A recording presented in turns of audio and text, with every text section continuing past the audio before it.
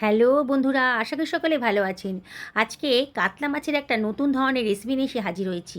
আগে হয়তো এরম ধরনের রেসিপি আপনারা কোনো দিনই খাননি।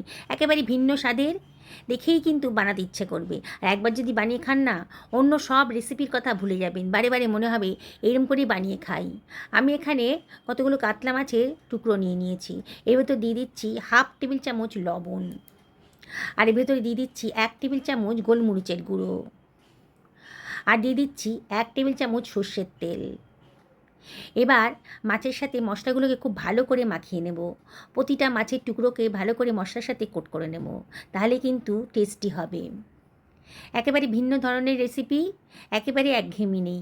মাছ খেতে খেতে বোর হয়ে গেছেন তো, মানে মাছের রেসিপি খেতে খেতে বোর হয়ে গেছেন তো, আজকে এইভাবে বানিয়ে খান। একটা মশলা বানিয়ে নেব। আমি এখানে 4 টেবিল চামচ মতন টক দই নিয়ে নিয়েছি, আর এর ভেতরে আমি দিয়ে দিচ্ছি কতগুলো কাজু দানা। এটাকে গ্রাইন্ড করে নেব। দেখুন কত সুন্দর একটা স্মুথ পেস্ট তৈরি হয়ে গেছে। এটাকে আমি অন্য একটা পাত্রের ভেতর সরিয়ে রাখছি। বানানোটা একেবারেই সোজা।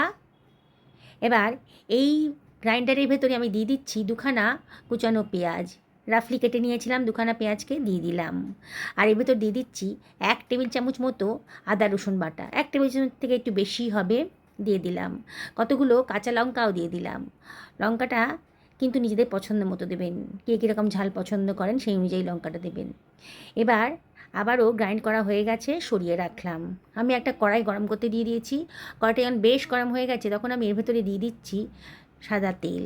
আজকে রান্নাটা সাদা তেলেই করব। ইচ্ছে করলে আপনারা যে কোনো কুকিং অয়েলই ব্যবহার করতে পারেন। এবার তেলটা যখন বেশ গরম হয়ে গেছে, তখন ম্যারিনেট করা মাছের টুকরোগুলো এর ভেতরে দিয়ে দিচ্ছি। একসাথে সবগুলো মাছ ভাজতে পারবো না, ব্যাচে ব্যাচে ভাজতে হবে। দেখুন প্রথমে হাই ফ্লেমেই রেখেছি। এবার মাছের টুকরোগুলো উল্টে পাল্টে ভালো করে ভেজে নেব। একেবারে নতুন ধরনের, নতুন স্বাদের রেসিপি। বললাম তো, একবার যদি বানিয়ে খান না আমার মতন করে, বারে বারে মনে হবে এটাই বানিয়ে খাই। আর খুব সোজা পদ্ধতি। মাছের গায়ে কিন্তু একটা সুন্দর কালার চলে এসেছে, বোঝাই যাচ্ছে মাছটা ভালো করে ভাজা হয়ে গেছে। এবার মাছের টুকরোগুলোকে আমি অন্য একটা পাত্রের ভেতর তুলে রাখছি। বাকি মাছগুলোকে একইভাবে ভেজে নেব। বন্ধুরা, রেসিপিটি যদি ভালো লাগে তাহলে লাইক শেয়ার কমেন্ট করতে কিন্তু ভুলবেন না। যেসব বন্ধুরা আজকে আমার চ্যানেলে প্রথম দিন, তাদেরকে আমি রিকোয়েস্ট করবো আমার চ্যানেলটা সাবস্ক্রাইব করার জন্যে। পাশে থাকা বেল আইকনটা অবশ্যই ক্লিক করে দেবেন, তাহলে আমার রান্নার নোটিফিকেশানটা আপনারা চটজলদি পেয়ে যাবেন। বাকি মাছের টুকরোগুলো আমি একইভাবে ভেজে নিলাম। দেখুন সুন্দর একটা কালার এসে গেছে। মাছগুলো সরিয়ে রাখলাম। ওই তেলের ভেতর দিয়ে দিলাম গোটা গরম মশলা, দারচিনি, লবঙ্গ আর ছোটো এলাচের মাথাটা একটু ফাটিয়ে দেবেন। হাফ টেবিল চামচ মতন গোটা জিরে দিয়ে দিলাম। গ্যাসের ফ্লেমটা এই সময় কিন্তু লোতেই রাখবেন। আর একটু কসুরি মেথি দিয়ে দিয়েছি, দারুণ সুন্দর গন্ধ বেরোচ্ছে। এইবারে আমি এর ভেতরে দিয়ে দিচ্ছি পেঁয়াজ রসুনের পেস্টটা। গ্রাইন্ডারটা ধুয়ে অল্প জলও এর ভেতরে আমি দিয়ে দিচ্ছি, যাতে মশলাটা পুড়ে না যায়। এবার সব কিছু খুব ভালো করে মিশিয়ে নিচ্ছি। অনবরত কিন্তু নাড়তে হবে, ভালো করে মশলাটা কষিয়ে নিতে হবে। গ্যাসের ফ্লেমটা মিডিয়াম টু হাইতে রেখেছি, আর অনবরত কিন্তু নাড়াচাড়া করছি। দেখুন মশলার গা থেকে কিন্তু তেল বেরোতে শুরু করেছে, মানে পেঁয়াজটা খুব ভালো করে ভাজা হয়ে গেছে। 1 টেবিল চামচ ধনের গুঁড়ো দিয়ে দিলাম, 1 টেবিল চামচ জিরের গুঁড়োও দিলাম। জিরের গুঁড়োটা একটু কমই হবে, হাফ টেবিল চামচ মতন হবে। দিয়ে নাড়াচাড়া করে নিচ্ছি। এবারে আমি এর ভেতরে দিয়ে দিচ্ছি হাফ টেবিল চামচ মতো কাশ্মীরি লঙ্কার গুঁড়ো। এটা কালারের জন্য দিলাম।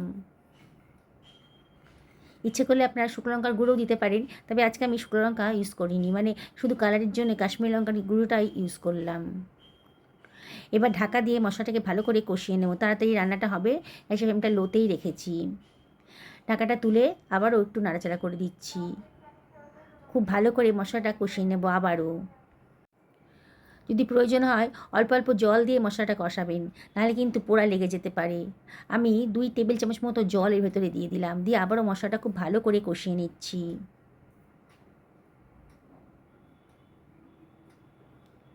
দেখুন আবারও মশলা গাতেই কিন্তু তেল বেরোতে শুরু করেছে। এবার আমি এর ভেতরে দিয়ে দিচ্ছি লবণ, 1 টেবিল চামচ মতো লবণ দিয়ে দিলাম। আর এর ভেতরে দিয়ে দিচ্ছি 1/2 টেবিল চামচ মতো চিনি। চিনিটা যদি ইচ্ছা হলে দেবেন, না হলে বাদ দেবেন, তবে দিলে পরে কিন্তু টেস্টি হবে। আবারও মশলাটাকে ভালো করে কষিয়ে নিয়েছি। দেখুন মশলা গাদেই কিন্তু তেল বেরোতে শুরু করেছে আবারও। যত ভালো করে কষাবেন বন্ধুরা, ততই কিন্তু টেস্টি হবে। এবার দই আর কাজুর পেস্টটা এর ভেতরে দিয়ে দিলাম। গ্যাসের ফ্লেমটা লোতেই রেখেছি এই সময়। দিয়ে বাটি ধুয়ে একটু জলও এর ভেতরে দিয়ে দিচ্ছি। দিয়ে সব কিছু আবারও খুব ভালো করে মিশিয়ে নেব। বললাম তো, অসম্ভব টেস্টি একটা রেসিপি তৈরি হয়ে যাবে। অনুষ্ঠান বাড়িতে এরকম ধরনের রেসিপি আপনারা প্রায়ই খেয়ে থাকবেন। আজকে বাড়িতেই বানিয়ে ফেলতে পারেন একেবারে অনুষ্ঠান বাড়ির মতন কাতলা মাছের এই রেসিপিটা। দেখুন মশলার গা থেকে কিন্তু কতটা তেল বেরোতে শুরু করেছে, বোঝাই যাচ্ছে মশলাটা খুব ভালো করে কষানো হয়ে গেছে। এবার আমি 1 বাটি পরিমাণ উষ্ণ গরম জলের ভেতরে দিয়ে দিচ্ছি। দিয়ে আবারও সব কিছু খুব ভালো করে মিশিয়ে নিলাম। গ্যাসের ফ্লেমটা মিডিয়াম টু হাইতে রেখে দিয়েছি। আবার ঝোলটাকে একটু ফুটতে দেব।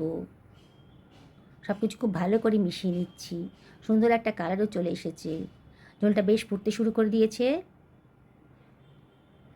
যেসব বন্ধুরা ফেসবুক থেকে রেসিপিটা দেখছেন, তাদেরকে আমি রিকোয়েস্ট করবো আমার পেজটা ফলো করার জন্যে। এবার ভেজে রাখা কাতলা মাছের টুকরোগুলো আমি ঝোলের ভেতরে দিয়ে দিচ্ছি। দেখছেন তো বন্ধুরা, কত অল্প সময়ের ভেতর রাজকীয় স্বাদের রেসিপিটা তৈরি হয়ে গেল। কোনো ঝামেলাই নেই। গরম ভাতের সাথে কিংবা পোলাওয়ের সাথে এই ধরনের রেসিপি থাকলে আর কিছুই চাই না। দেখুন ঝোলটা ফুটতে শুরু করে দিয়েছে।